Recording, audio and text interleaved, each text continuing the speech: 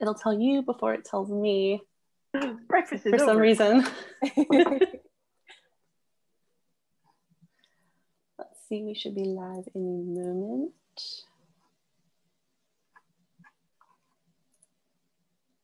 And I believe we are. It should tell you up in the corner. Looks good. Looks good. Okay, awesome. So hello. Welcome to the Escondido Public Library Virtual Author Chat Series. This series is sponsored by the Friends of the Escondido Public Library and in partnership with the Ripped Bodice Bookstore. We are your hosts for today's chat. I'm Jessica Buck, Adult Services Librarian, and I'm joined by Kathy Janovitz, Teen Services Librarian.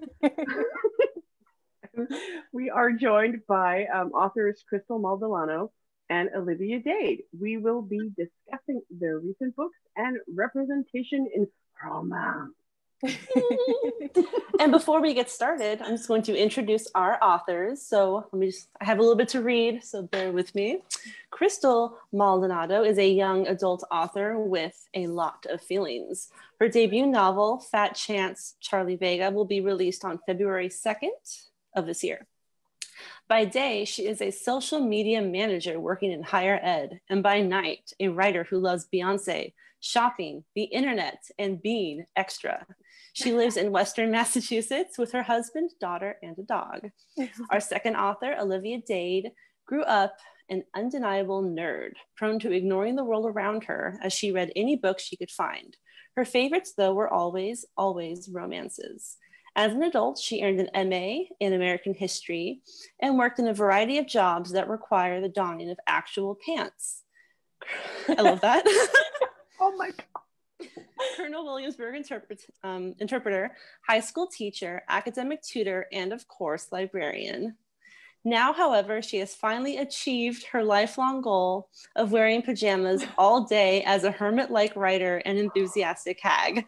She currently lives outside of Stockholm with her patient Swedish husband, their whip-smart daughter, and the family's ever-burgeoning collection of books. I love both of you guys just have like on-point little bios. Like, I love it. They tell you all you need to know, right? They're perfect. They're pithy, as one of my college professors would say. They're what? Pithy, like what? They're short and to the point. Oh, pithy. Okay. I'm like, I don't use it that often. It's fun to use it. So welcome. Thank you so much for joining us today. We are so excited. To those that are watching, if you have any questions for the authors, please feel free to put those into the comments and we'll get to those when we can. So Kathy, you can start off with the questions. Ooh, yeah, whenever you're ready. I know. I got my little phone up here so I can find out what the Facebook questions are when they come in. Scrolling. Chair dancing is one of my hobbies.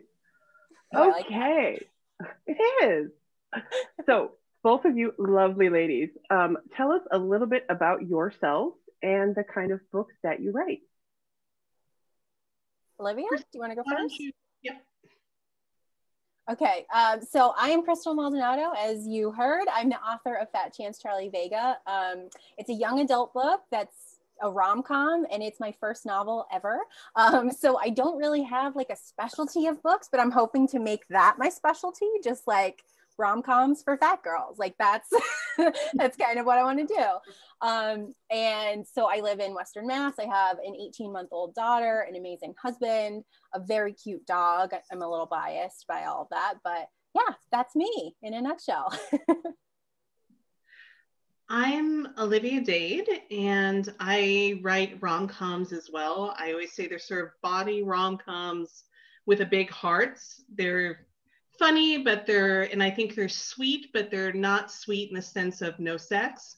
They're sweet as far as emotionally, but also relatively hot and nerdy. So a good balance. And in recent years, all of my, at least one main character, if not both, in my books have been fat. That's important to me. So that's what I do when I live outside of Stockholm and do my best to, as my bio helpfully indicated, wear pajamas as much as humanly possible. This is an exciting day. Goal. I mean, I have on actual clothing, the parts. I do have on pajama bottoms, but you can't see that. I was thinking about that today. I'm like, okay, we're currently closed to the public, so we get a little bit more casual.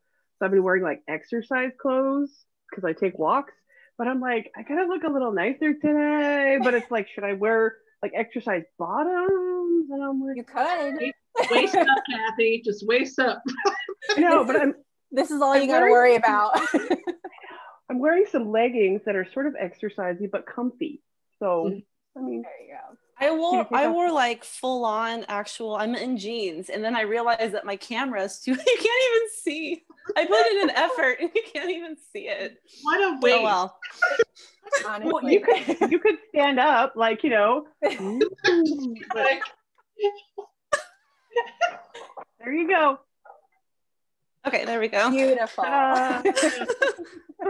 All for you. We're all wearing pants. Yes, we did it, guys. The subtitle of the chat, all wearing pants. Or Ooh, no, it looks subtitle. like Subtitle is pants for all. That's a good one. I like it. that should be one of our questions to the audience, is some suggestions. Oh no. Okay, Anyway. There is a Facebook question, so I'm going to ask that really quick since it's popped in. So what books are you most excited for in 2021? This is from Bill. Thank you, Bill. Oh, I am excited for like so many books. Like my to be read list, I feel like is massively long, and I might go broke this year just from buying all these books. But some just like off the top of my head. So I just got Happily Ever Afters by Elise Bryant, and I'm very excited to start digging into that. It's also like romancy, and the cover is beautiful. And then I have a friend of mine, Kate Albus, she just is releasing A Place to Hang the Moon, which is a middle grade novel, and it's historical, but it is truly phenomenal. And I just want everybody to read it. It feels like the biggest hug. So those are two of the like hundreds that I'm very excited about. I have my notepad ready. Just like ready. Good idea. Okay, I got my notepad. Look, it's got a pug on it. Oh, it's cute.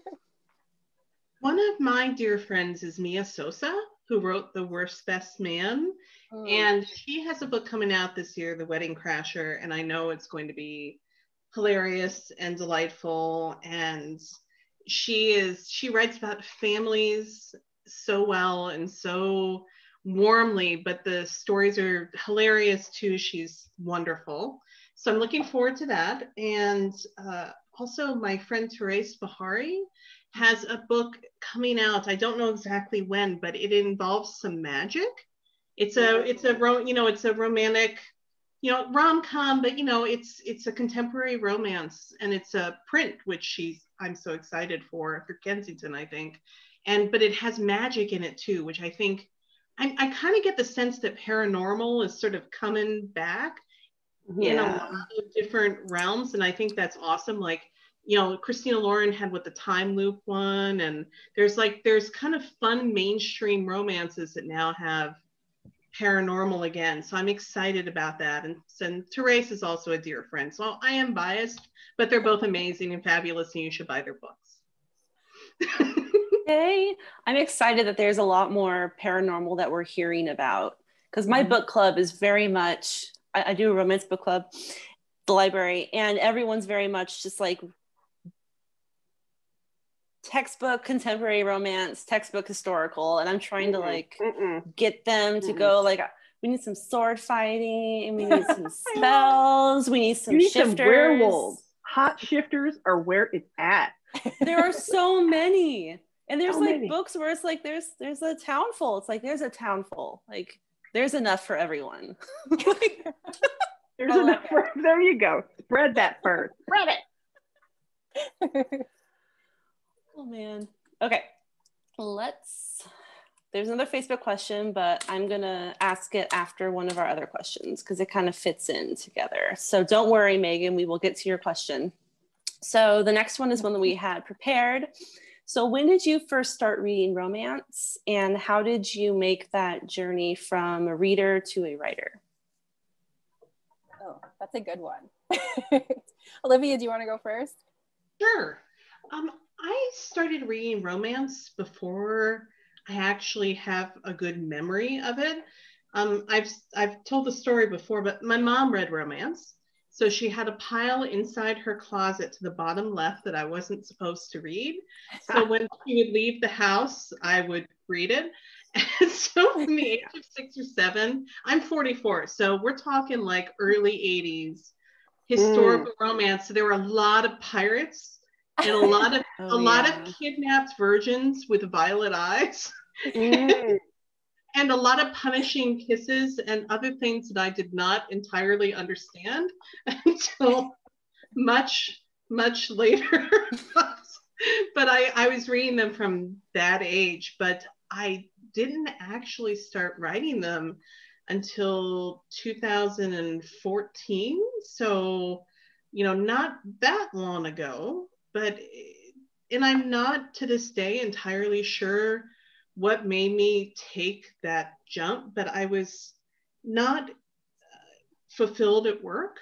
And to be blunt, I was depressed. And I think that writing was a way to sort of work through a lot of what I was feeling, and a way to sort of recapture a sense of creativity, and a way to sort of harness the things that I had sort of lost in my life, my interest in the world and exploring the world, that I had not been able to do that in quite the same way for a while. So I started doing it one day and I loved it, and I haven't stopped since. Well, that's wonderful. My answer, I feel like, is so much more embarrassing. Oh yeah, give it. So, I started reading like romance-ish books when I was in middle school, like just looking for I don't know, I wanted to see like kissing and reading about that, and like that was like a big thing, right? And I just always loved love, and around that time I became massively obsessed with boy bands. And so I was like totally into the Backstreet Boys, and I could not get enough of them. And I was like, what if I wrote a story about how I was in love with the Backstreet Boys? And so I literally started like in fanfic, just self inserts where you're just like writing these stories, and like everything you wish that could happen to you like suddenly happens to you in your book. But then who in Backstreet Boys were you? I was like I went back and forth between Nick Carter and AJ. I just loved like the wholesomeness, but also the bad boy. So I can't believe I'm sharing this. This is so embarrassing. So no, it's okay. This is a safe space.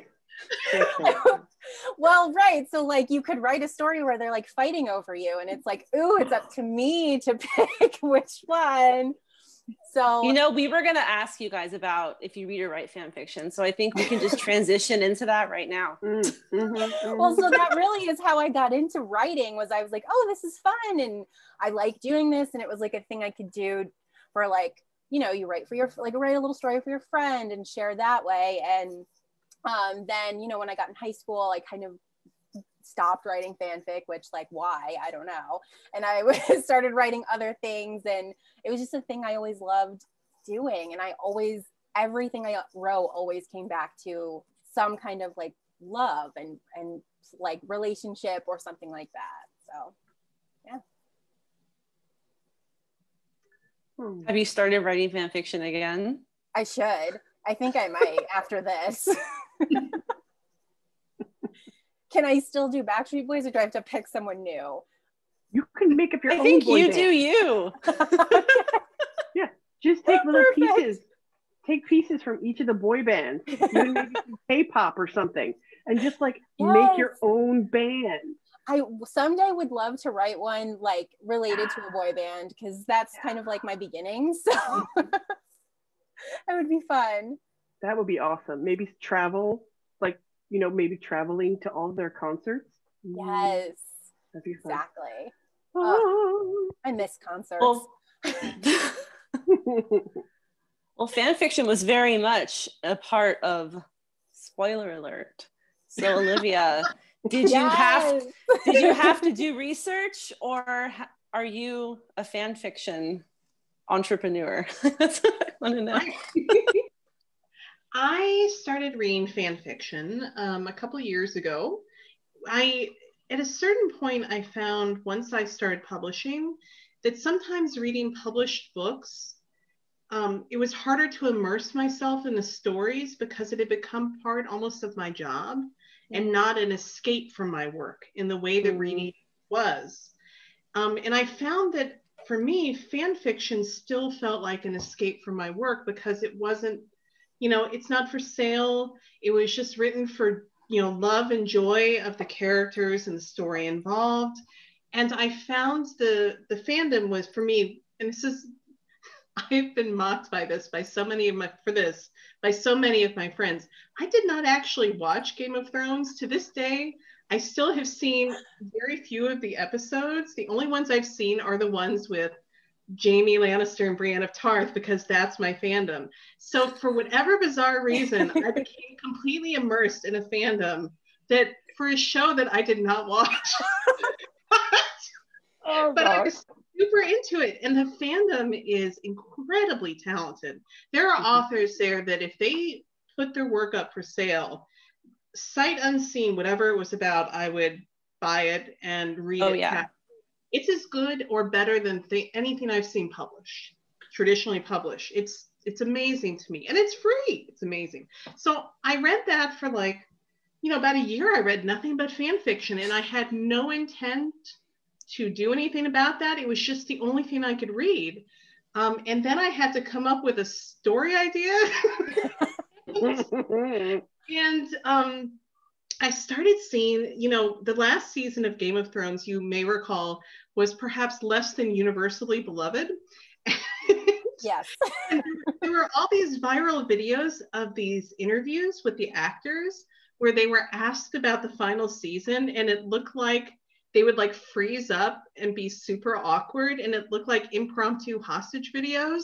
And so I started thinking, what if one of those actors really, I'm sure maybe they loved their final season, but I thought, if an actor in a show like that hated their final season, what would happen if they were actually writing their own fan fiction to try to fix what was going on? And then that was sort of my impetus for spoiler alert. So it wasn't really research because I did it for myself, but it ended up being the basis of what I wrote, a lot of it. I love that. And I feel like fanfic gets a bad rap. It is good stuff out there. And it's well-researched, well-written. I don't know. I just feel like justice for fanfic. And a lot of the authors take a lot of pride in the craft of writing, and not just, some of the stories are just fun, and that's great too. But you can tell that people are sort of pushing themselves to do, to write really well and creatively, and the sort of stories that are taking chances that a lot of times would never get traditionally published. So they can be wildly creative in ways that I think authors can be constrained, So I know I'm with you, justice for fanfic. Yes. 80% of what I read is fan fiction, and every day I am reading a fan fiction. What's your fandom? I go back and forth. I'm mostly Harry Potter, but I also read Inuyasha, which was a manga and an anime, because that was when I was younger, that was my first show. But it's mostly Harry Potter. Yeah, I'm deep in it. I belong to a few Facebook groups where it's great though, because about a year ago I felt like I had read all of them for my pairing, and then I joined this Facebook group where they recommend ones on sites that I didn't even know existed. I usually stay on Archive of Our Own, so it's been a journey of just new fan fiction for the last year, and it's been amazing. So if you are reading fan fiction out there, you should join a Facebook group with other people that read the ones you like, because you will find ones you didn't know existed. Fantastic. That's my bit of knowledge. I feel like I'm with my people where we're just like, let's talk about fanfic. Oh, they're amazing. Okay, so let's see. We're going to get to our next question. It's going to be a two-parter. The first part is the question, and then the second part is rolls into our last Facebook question. So we are accustomed in both YA and adult romance to be very, have very typically thin heroines, naturally built heroes. Why was it important to you for your main characters to not fall into these stereotypical categories? You or me, Crystal, what do you think? I'm happy to go first on this one if you want. Go for it.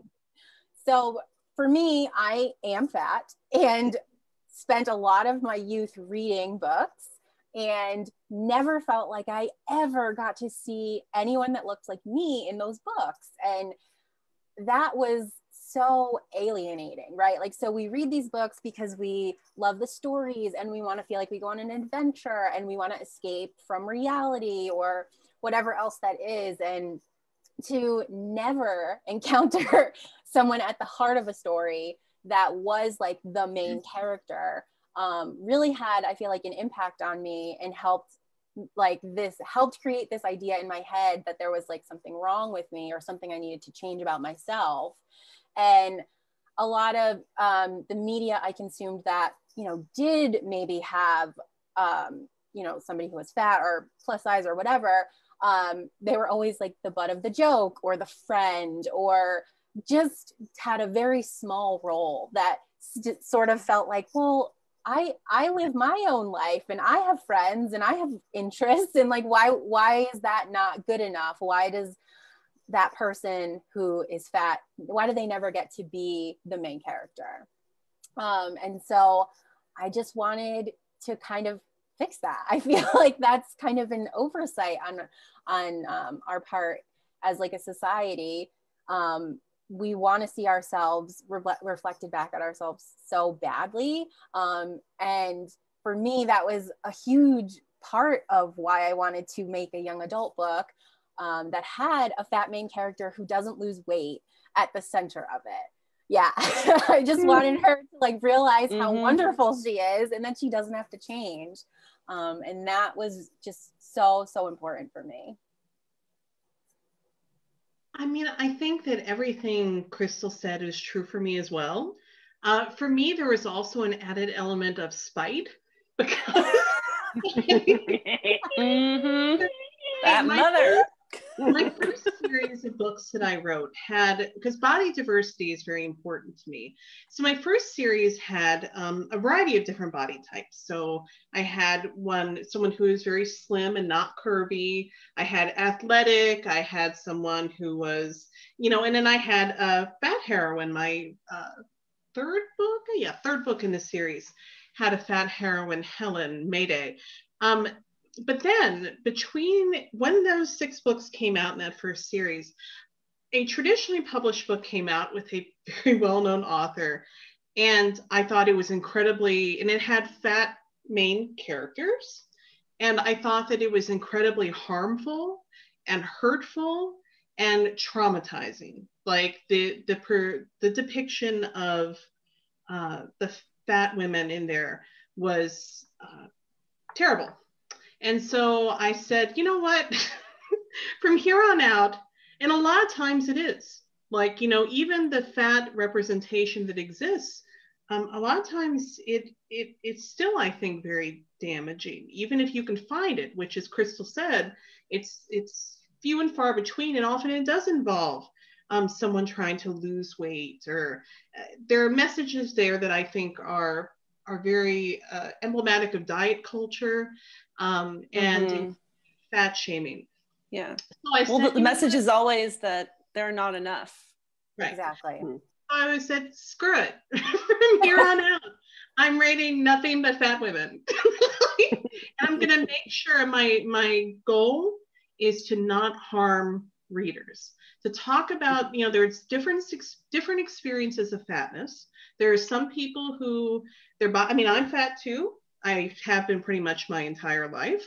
There are some people where their fatness has a huge impact on their life, and there are people whose fatness does not have a major impact on their life, and that can wax and wane even over the course of one person's life, as it has been for me. So my goal within my books is to sort of explore different experiences of fatness, and also body diversity within fatness, because not all fat people have the same types of bodies either. And a lot of times I think that we prize, even within fat representation, hourglass bodies as sometimes the only acceptable or beautiful fat body. So I'm also trying to have different types of fat bodies within my books and show that they're all worthy of, people can be loved and desired and respected and get a happy ending, no matter what their body looks like. There is no body that cannot and should not be loved. Yes. No, absolutely. Yeah, snaps. We're all fancy here. That was beautiful. And for our romance book club, we read, spoiler alert, and the biggest thing that all of us talked about was the fact that the main character was already like a whole person in the book, and she didn't have to like change herself. I mean, everyone learns things and that impacts them, but she was already this whole person, and that really spoke to all of us. And I'm sure it's the same, Crystal, with your book, and how people are going to read that and they're going to immediately just love your character. I hope so. I just feel like we've got to do better and try to get to what Olivia said, this diversity of bodies, this diversity of fatness, this diversity of experiences. I want people to be able to choose, like, look at all of these books with all of these different fat main characters, like that I feel like is the dream. Okay, so second part that rolled into the question. We did have a lovely comment. Jessica said, Olivia, the damsels checking in. Don't know what that means. It's okay. And Jessica also said, Helen's weight is why I picked up Mayday. So lovely. Megan had asked a question that kind of went with this. Have your editors ever pushed back on details of the fat experience in your books, saying that they weren't accessible to all readers or were unrealistic? You or me, babe? What do you think? Go ahead, you. I have been very fortunate in no. And in fact, I suspect that a large part of the reason for the contract with Avon, for spoiler alert, was because I think that they were attracted to the fact that I was talking about fatness and and my take on that. So they were wonderful about it. They were wonderful. Yeah, I had a very similar experience. I mean, Charlie's fatness in this book is really at the heart of it. It's her trying to figure out, is this okay? How do I become okay with this? How come I see all of these messages that tell me I need to lose weight while also seeing, these campaigns that tell me love myself the way I am? So which is it?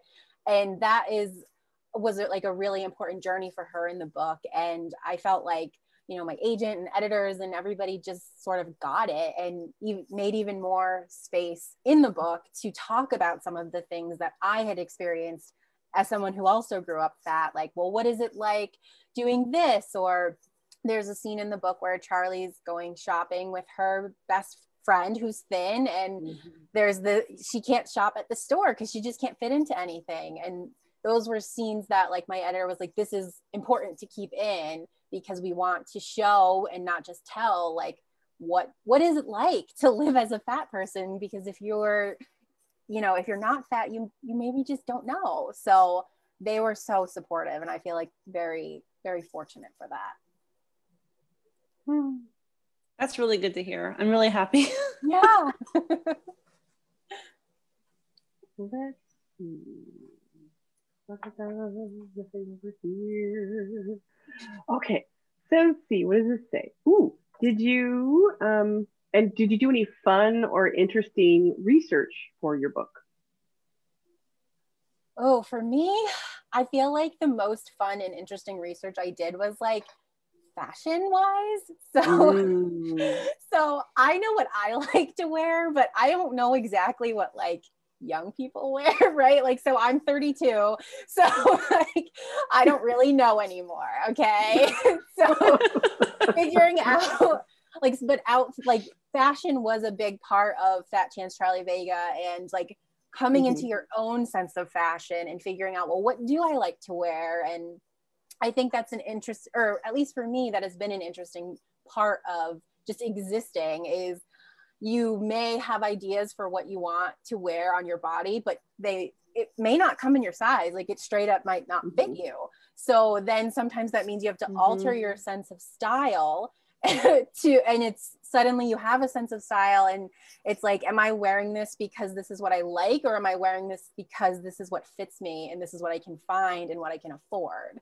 And so I guess figuring that out and figuring out what Charlie's sense of fashion was and what are young people wearing, what are young fat people wearing, that was so fun. Just like going on TikTok and going on Pinterest and just like trying to find real people and be like, what are you guys wearing? Let me see. I want to steal your outfits. So that was fun for me. Maybe a little creepy, but super fun. Fun. I am a huge nerd. So I would say that, well, there's a lot of things I researched. Like I watched so many behind the scenes featurettes of Game of Thrones and like filming, just because I needed to sort of know, like, what would it be like on the set for some of these? You know, what would be the crew involved and the setup? And then read a bunch of articles too with crew and, you know, talking about how these shows are made. But because I am a huge nerd, my favorite part, I'd already written the scene, but there's a date that occurs in the Cal Academy in San Francisco. So it's like a science museum. And I done my research on it ahead of time, but I had a chance before I finished edits. I had it last January, about almost exactly a year ago. I went to San Francisco and actually dragged my friend Margreta to the Cal Academy, where we went to the Shake House, the earthquake simulator, and went to go see the rock collection, and did all the things that they did in the book, which was wonderful because I got to sort of measure up what I had written versus the reality of being there. Plus, I really just wanted to go to the earthquake simulator because I thought it was awesome. We talked about that in the book club so much. I was like, my friend's like, you know, it's not like they just rattle a little bit. I'm like, it's the most awesome thing ever. Take me to the Shake House. That's so good. Reminds me of Star Tours, you know? Yeah. Okay, I guess I'll just add this to my list of places to visit post-COVID, right? Like, this sounds great. I will say that my experience there was not nearly as sexy. I was gonna say, like, you made an earthquake simulator really hot. If I remember correctly, there were a bunch of like elementary school kids. I sit there with my platonic friend, like Margreta. So sadly, there were no shenanigans, but I still, if she had not been sort of, she was humoring me so much, and I didn't want to push her tolerance. I totally would have done it twice, though. You're like, Margareta, you stay out here. I want to go in alone, just by myself. Kids, look research to do. Research to do, yes. That's great. Well, this is perfect because our next question is something that the book club members specifically wanted to know about. Spoiler alert. And we loved reading it. everyone loved that April was a geologist and her career and everything. And we want to see more love with female characters that are in the sciences because we don't see that enough. How did you decide that that's going to be April's career? Because it was so like random for us and specific that we totally just believed that of course she was a geologist. What else would she have been? Now, it ended up working perfectly on a metaphorical level, right? But she's into sort of digging beneath surfaces and figuring out like what is poisonous beneath the surface, what's toxic, and trying to rectify that if you can, you know, if rectifying that if you can. So I would love to tell you that this was a deliberate choice on my part for the to make my book work on a variety of levels, which hopefully it does. But in reality, I had already written a ton of books with heroines who had the jobs that I have had. So like I've written teachers, I've written librarians, you know, I've written bakery because I worked briefly at a bakery. And I was like, you know, I kind of plumbed the depths of the stuff I've already done. So I'm like, I looked around at all my friends. I'm like, which one of you will talk to me for hours about your job and like not hate me at the end of it?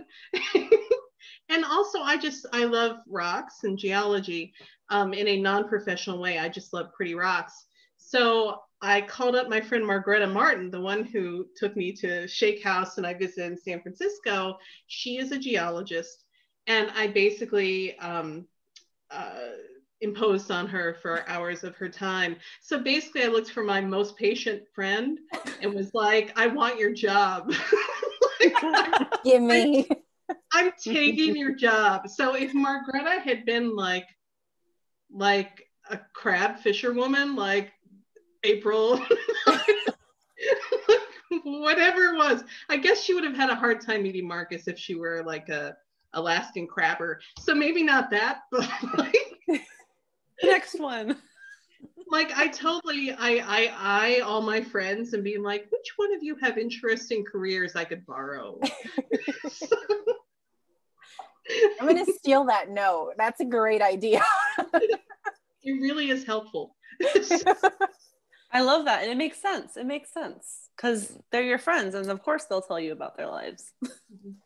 It makes the research, I mean, to be blunt, it just really makes the research much easier.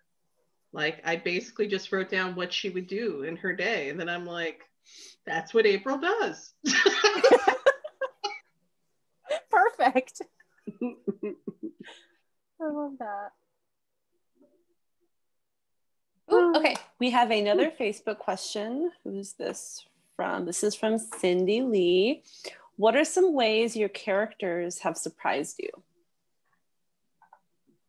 Oh, I feel like that's a really good question.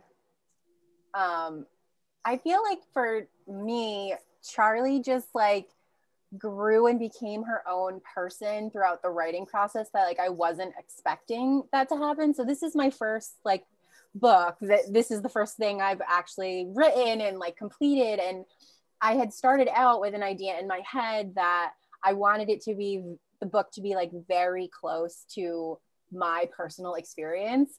And that definitely was an inspiration, but it's funny how once you start to write, you realize, oh, wait, this character actually wouldn't do that thing. And I know that sounds weird because you're writing it, but it's like the characters almost become their own people and they sort of like inform you on what they're doing.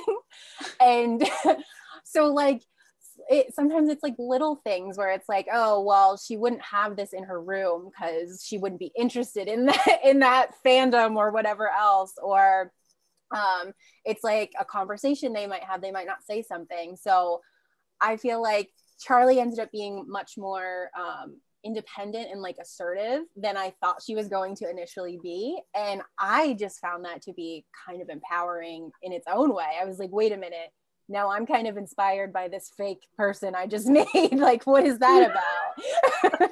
But it was wonderful, right? Like a wonderful discovery. I before I start a book, I usually am pretty clear on the personalities of the main characters, but I do not typically get super detailed about secondary characters. Mm-hmm. So when they come in, I don't consciously sort of plan their voices.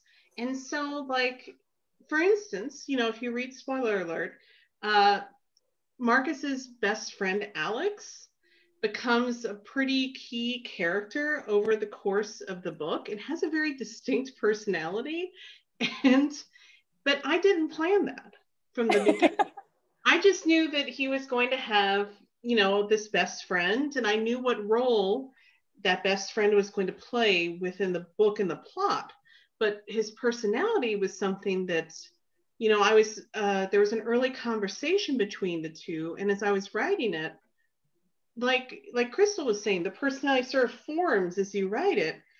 And then I realized he was not meant to be, he's the character of the follow-up book. He's the hero of the follow-up book. He was not meant to be. There was another couple that was supposed to be the second book. That's what I got my contract for, was for a different couple. But he became so vivid in the writing, completely inadvertently, that he became the sequel bait. And it worked out for me. He was the sequel bait for me too, because I wasn't supposed to write him. I sequel baited myself. Then end up writing, you know, his book next, and it was all a happy, for me, I mean, I don't know if readers will like it. If they don't, it's an unhappy surprise. But for me, it was a happy surprise, because I had not, he is, as Crystal described herself, he is extra. He's a great deal of fun to write because he is super extra.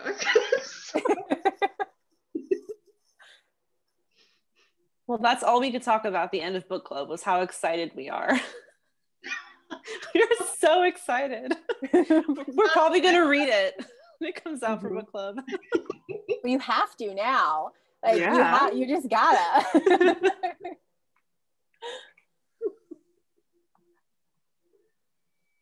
Okay, let's see how many questions. Okay, we're getting towards the end, so we're gonna just ask a few more questions. And Kathy, do you want to ask the next one? Yeah, let's see. So what was your favorite part of the writing process for you? You want to kick it off, Olivia? Sure. I'm a drafting fan. There are some people who love revisions. I hate revisions with the fiery loathing of 1,000 exploding suns.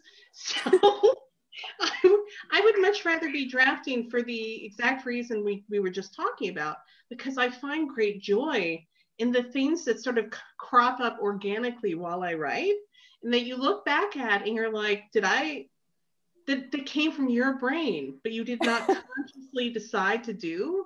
I find that very joyful, like very affirming to me. And a good day of writing, I reach the end of it and it's like all the clutter in my brain is wiped clean because I've been in the story for a day.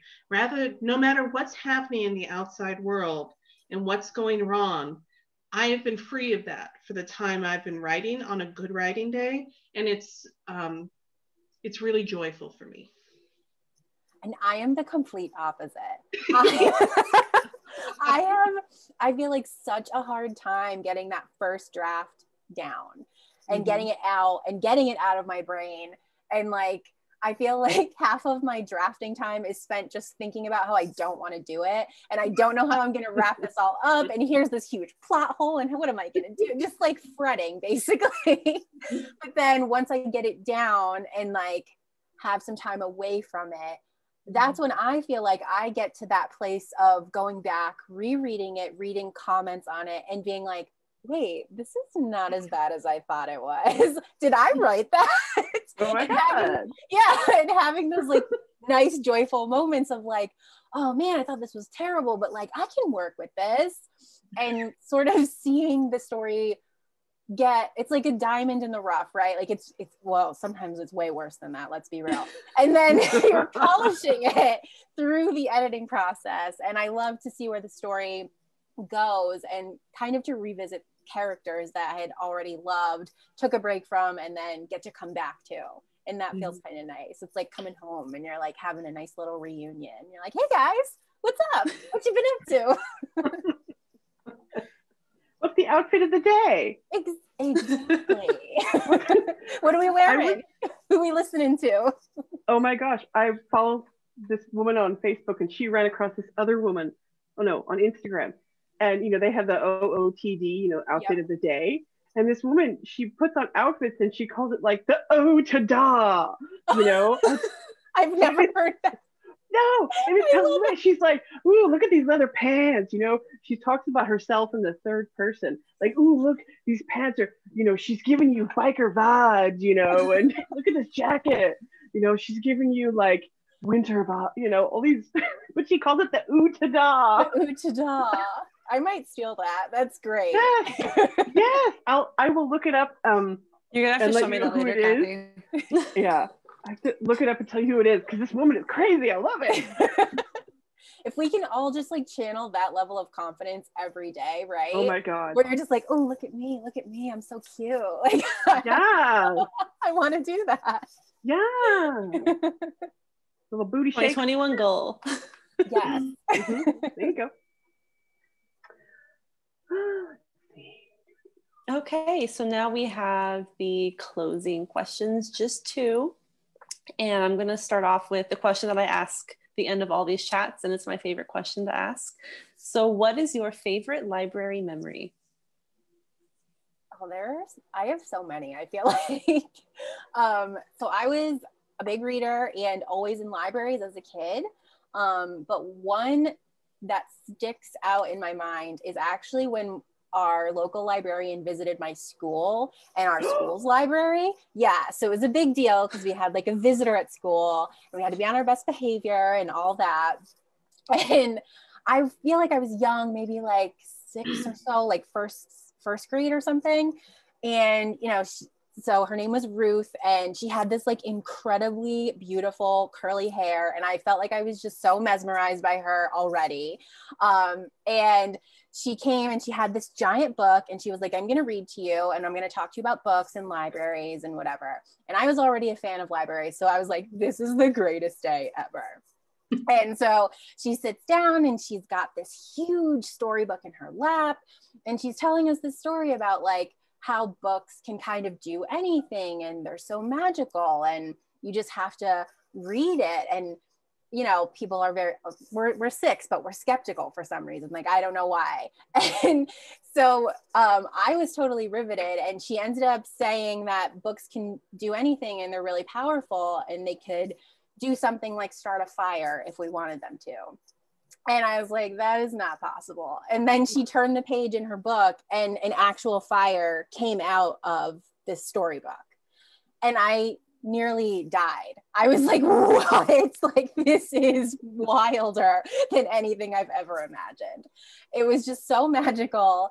And I mean, clearly like this was a joke book and like there was some contraption in there, but like when you're 6 and this librarian has just pulled a fire out of her book, it really felt life-changing. And it was just this idea of like how books are so powerful. And hear me out, I'm listening. Your librarian was a witch. Oh man. Did you grow up in Massachusetts? Because I grew up in Connecticut, but close. Okay. Well, maybe she was from Massachusetts. They travel, right? Witches, yeah, they got brooms, right? They can. Yeah. Mm-hmm. That's scary. It was scary and delightful. Like the power she had.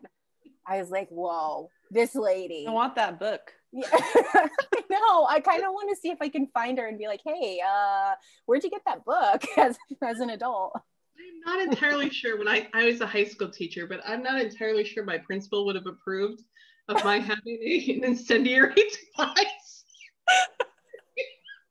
That's fair. I mean, plus, of course, yeah. No, that's way more exciting than what to say. Although I will say that when I was going to school, we used to have our scholastic book fairs in the library. And that was like, Oh my gosh. But you know, I was a librarian for 5 years in adult services, but also children's. I did adult reference, but also children. And I was briefly in one of the branches where you did everything. And I think my favorite part was reader's advisory.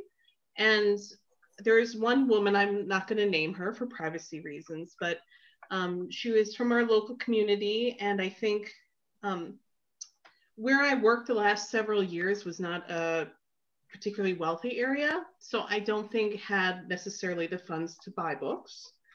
And it was really nice.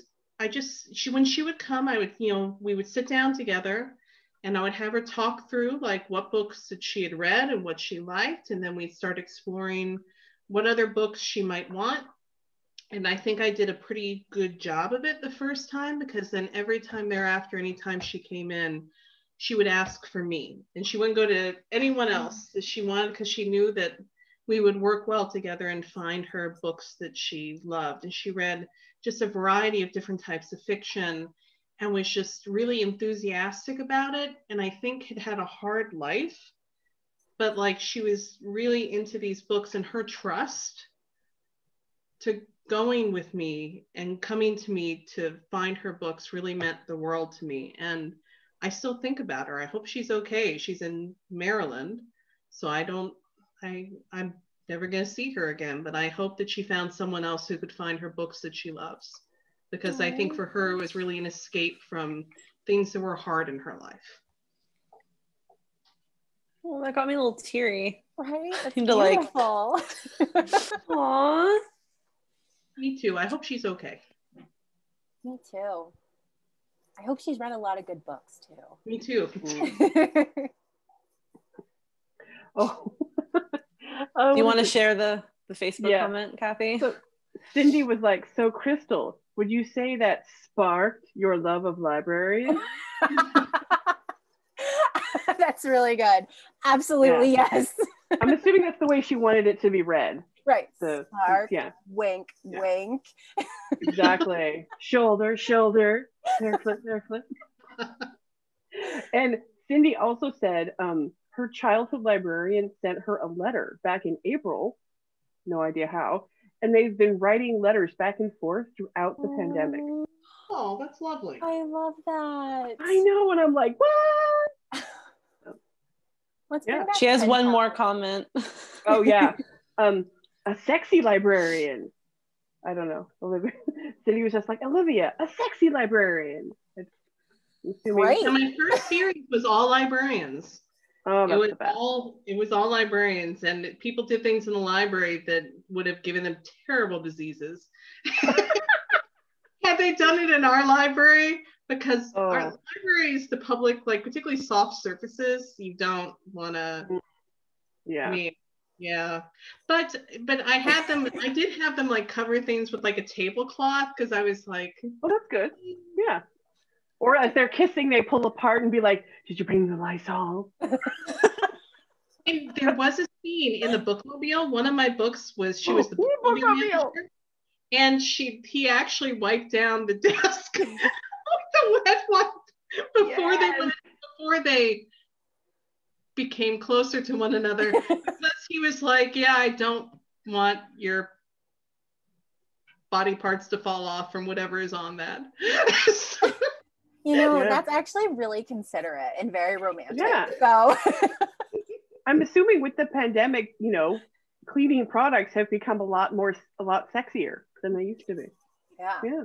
That's gotta keep it exciting. Gotta keep it exciting when you're stuck at home with your significant other. Yeah. I have Lysol and toilet paper. Oh yeah. Do you like I did a Target run. Oh yeah. I'm fully stocked. Yes. Oh, I'm fully stocked. Yes. Like, do you like your toilet paper to roll over the top or under the bottom? Oh. Oh man. Oh, so we had one quick question about the Love Struck Librarian series. The last I heard on your website, Olivia, you got your rights back. Do you know when you'll be able to get those out into the world? I haven't quite decided what to do with them yet. there are things, I don't want to put out anything that I'm not proud of, and they're my early work. And there were things I would not write the same way again. I mean, I don't think there's anything generally too horrible, but I would need to do some work on them before I would put them back out, because my writing has evolved over time, as your writing always does. And I would almost always rather write something new than spend a lot of time and energy revisiting something that is never going to be necessarily what I would write now. So I'm not quite sure what I'm going to do with everything. I know that people, there are parts of those stories I'm still very happy about and fond of, but right now I focused on new stuff, and then I'm hoping maybe if there's sort of a gap, then I can sort of revisit and see what I feel like doing about the earlier series.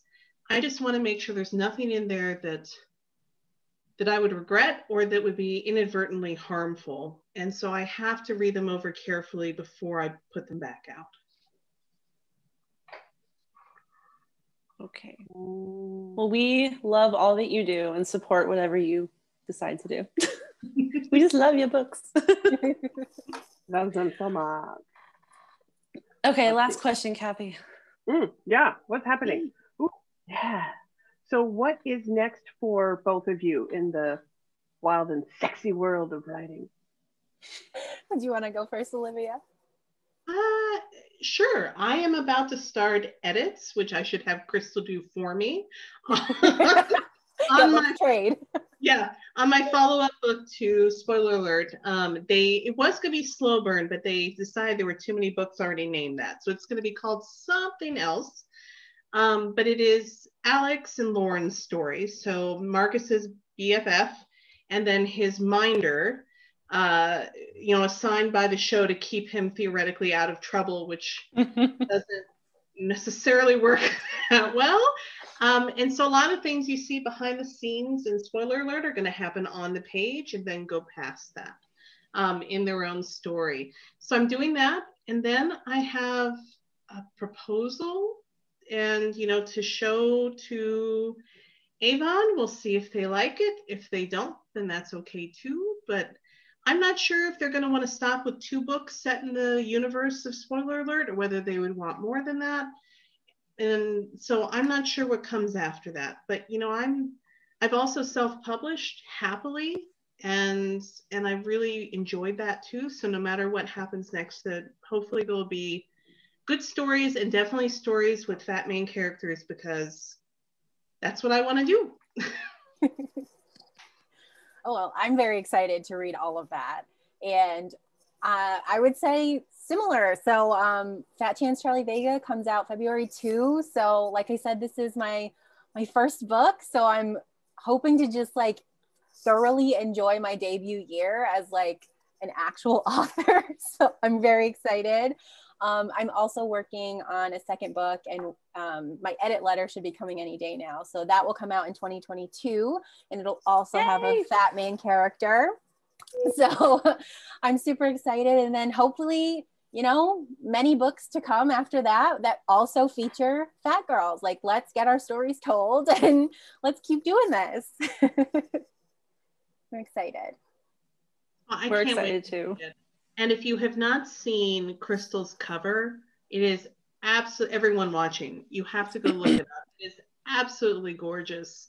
And I cannot wait to read her book. I think it's going to be amazing. And I hope that your debut is everything you want it to be, and joyful and magical and just wonderful.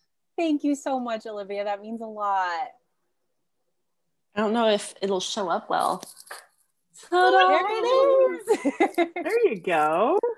I just I wish my hair right. Could look like that.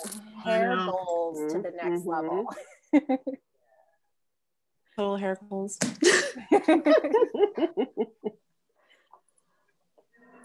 Okay. Well, we got lots of people in the comments that are excited about all the stuff that you're doing.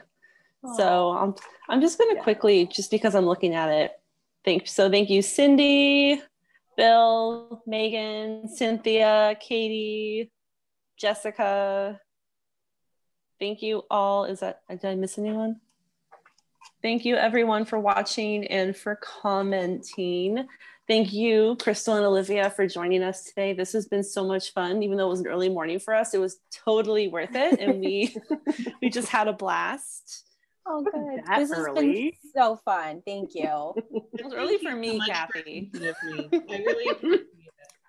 And I'm so glad I had a chance to meet Crystal and talk to her. So thanks for fantastic. Oh, yeah, I'm so glad we met. This was fantastic. I'm a big fan, so. I'm excited to be, I'm already a big fan of you now, so I'm excited to be a big fan of your book as soon as it comes out. Oh, thank you. It's so adorable. It's the best. I just read it yesterday. Oh, yay. Oh my gosh. At the beginning, I was freaking out because I'm like, oh no, it's going to be one of those books where she loses weight, And I'm like, it's not. And the first 20 pages, I'm like, I don't know. And then I just kept going and I'm just like, oh my gosh, it gets better. I'm so glad you stuck with it. I would never do that to you.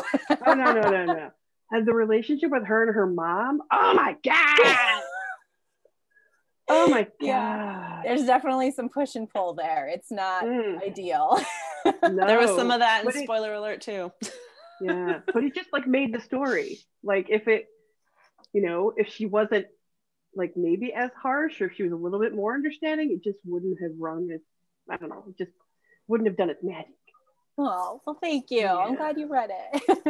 Of course, I always try to read the YA title when I'm involved in these because I should, and then I can promote it once it comes out. So, yay! Which is so soon, February 2nd. I know. And that reminds me to remind everyone that you can pre-order from the Rip Bodice. I have the link in the chat description. And I'm pretty sure one's ordered today will come with the signed book plate. They will, yes. Fancy. Yay. And of course, you can also purchase Spoiler Alert, and you can check it out from the library in every single format possible. I'm doing crazy. And you should. I need to read it. It sounds so good. Yes, well, and if anyone's... I hope you like it, and rest assured there is no weight loss occurring. If I can't lose weight, they can't lose weight. That's the way it works. And if anyone's interested in more free online programming like this, check out our Facebook events and our website for more fun and free digital events that we have planned. And then we hope to see you all on January 16th at 2 p.m. here on Facebook again. Our next live virtual author chat with Pushcart Prize nominated poet Megan E. Freeman. If you get a chance, also fill out our virtual program survey. That always helps us improve these events and make them more awesome for you. Thank you so much for joining us. Thank you. And I pasted the link to the survey in the chat. It's only 3 questions. Excellent. Please fill it out. Yes, and then I don't want to beg, but I'm begging. Yeah. And then what is it? Cindy had shared a link to that writing with her childhood librarian on the Facebook chat. So I will paste that in the comments here when we're done so you guys can take a look at it. Please do. Yes. Yes, and just thanks again, everyone. This was a great morning, and Olivia, a great evening for you. So thank you. We hope to see you next time. Thank you. Thank you so much.